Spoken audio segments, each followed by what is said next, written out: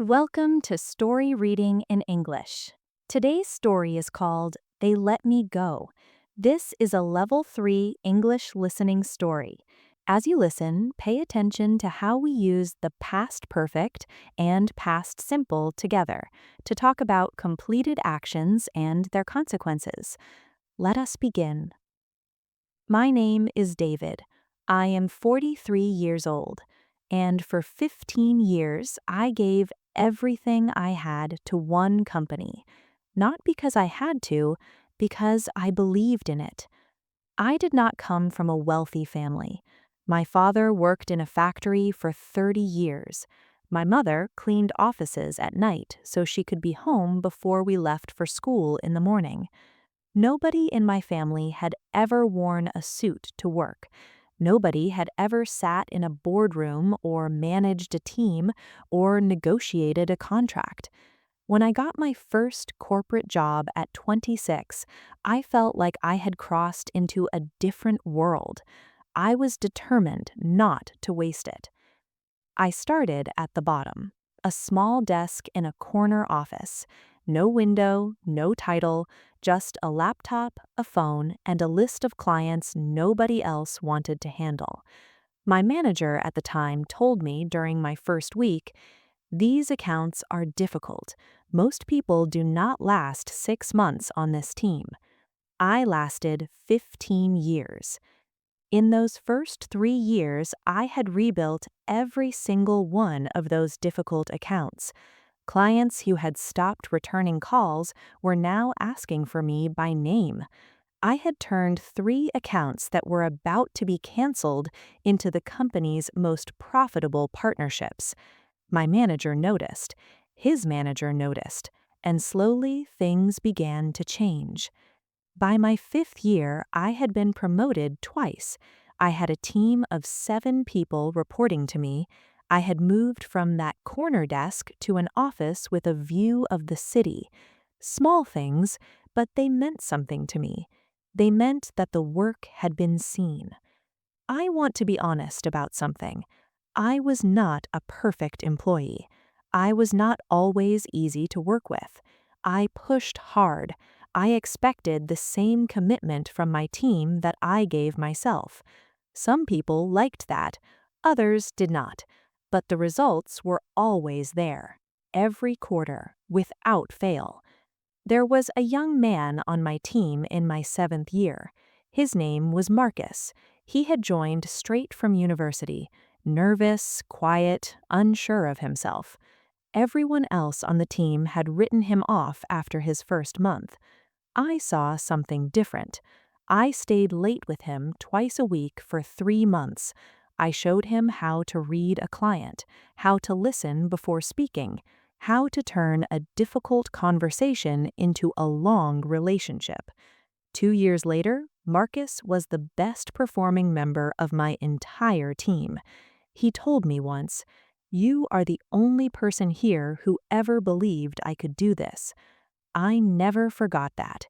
It reminded me why the work mattered beyond the numbers. By my 10th year, I had helped the company open 2 new regional offices. I had trained over 40 junior staff members. I had sat in boardrooms and negotiated contracts that brought in more revenue than entire departments. I was not just an employee anymore. I was part of the foundation, and I believed they knew that. I believed that 15 years of results spoke louder than anything else. That was my first mistake. Vocabulary pause. Before we continue the story, let us learn some of the key words we have seen so far. Profitable. Making more money than it costs. Example. The accounts became very profitable after David worked on them. Promoted. Given a higher position at work. Example. He had been promoted twice in 5 years. Commitment. The willingness to work hard and stay dedicated. Example. He expected the same commitment from his team. Foundation. The base that supports everything above it. Example. He was part of the foundation of the company. Negotiated. discussed and agreed on the terms of something. Example, he negotiated contracts in the boardroom. Now that you have learned some of the key words, let us continue with the story. In my 12th year, the company was acquired. A larger corporation bought us. New leadership came in, new priorities, new faces in every senior meeting. I had seen this happen to other companies before.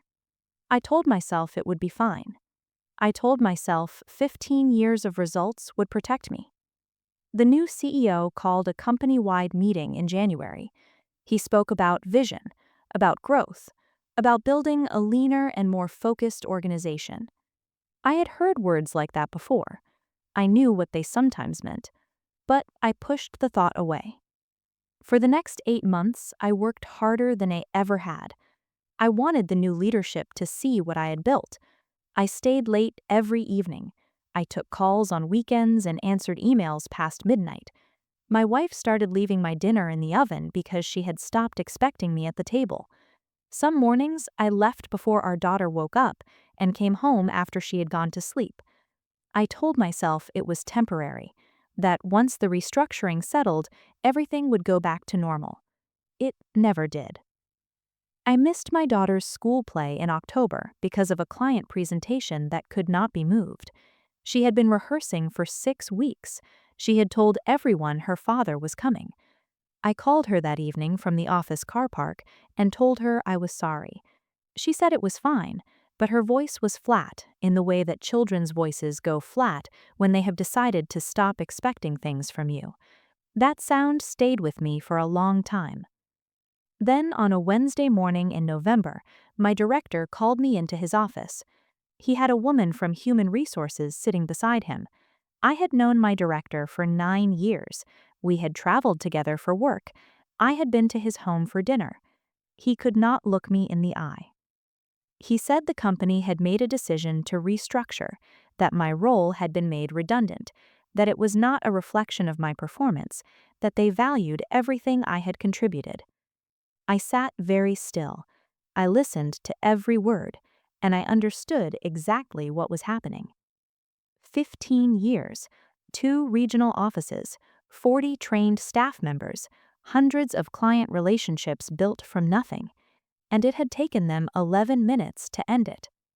I did not shout. I did not argue. I asked one question.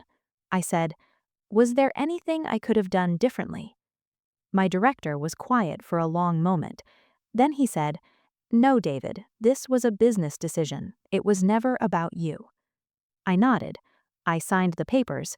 I collected my things from my office, and I walked out of a building I had helped build for the last time.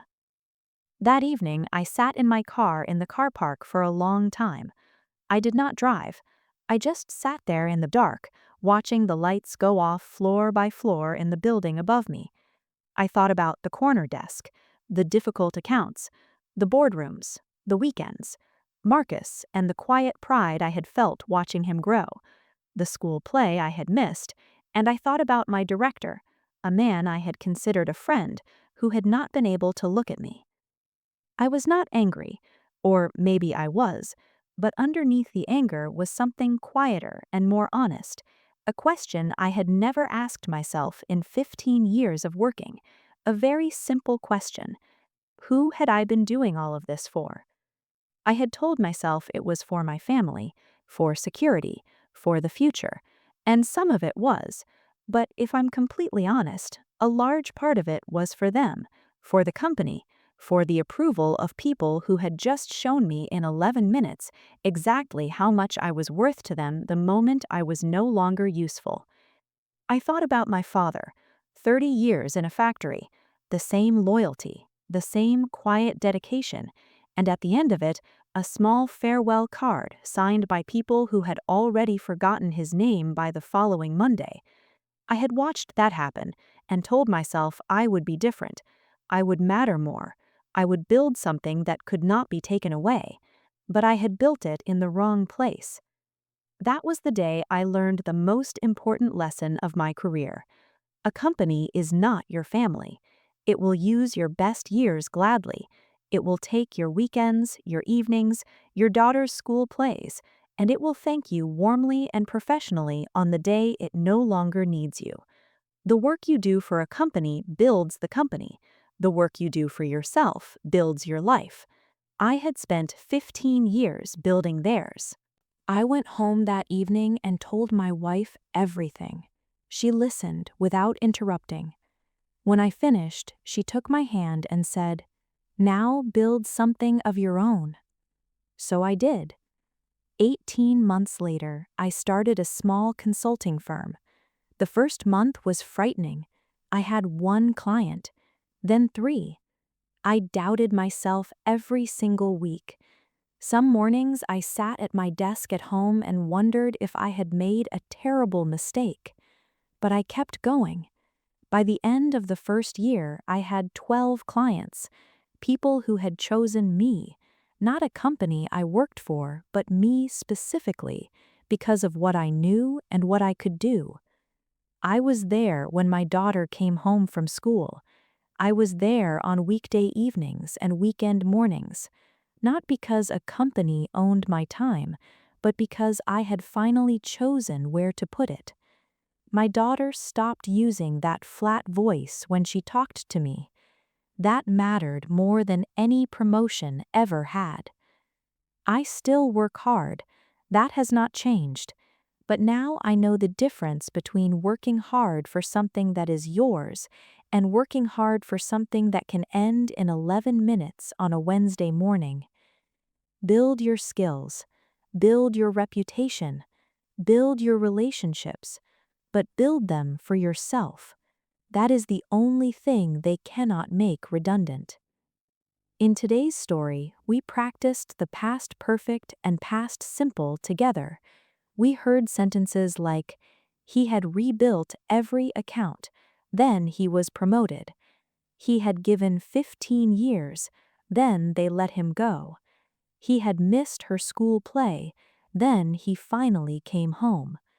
The past perfect shows us the action that happened first.